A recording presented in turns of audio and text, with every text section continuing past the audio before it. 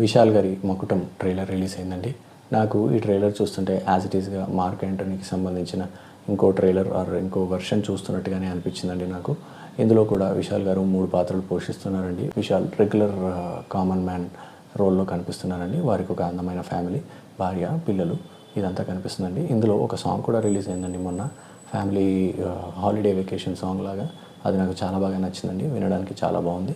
జీవి ప్రకాష్ గారి మ్యూజికల్ అండి ఇది. అండ్ ఈ ట్రైలర్ ఇందులో స్టోరీ ఏం రివీల్ చేయలేదు. ఒక విలన్ ఉంటాడు, అతనికి బాబు పుడతాడు, అతను విశాల్ అవుతాడు. అండ్ అదే విలన్ ఏజ్ పెరుగుతాడు. అప్పుడు వాళ్ళిద్దరూ కలుసుకుంటారా, ఏం జరుగుతుంది అనేది ఈ స్టోరీ లాగా కనిపిస్తుందండి. ఇందులో అంజలి గారు ఉన్నారండి, దుషారా గారు కూడా ఉన్నారండి లీడ్ పేర్స్గా.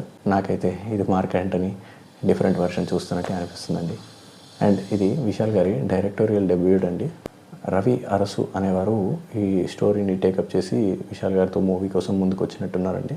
బట్ వారి నుంచి ఈ మూవీని హైజాక్ చేసి విశాల్ గారే దీన్ని స్టోరీని కాస్త మార్పులు చేర్పులు చేసి డైరెక్షన్ చేసి రిలీజ్ చేస్తున్నారండి. చూడాలి వారికి ఇది ఎటువంటి రిజల్ట్ని ఇస్తుందో. హోపింగ్ ఫర్ ది బెస్ట్ అండి. Thank you.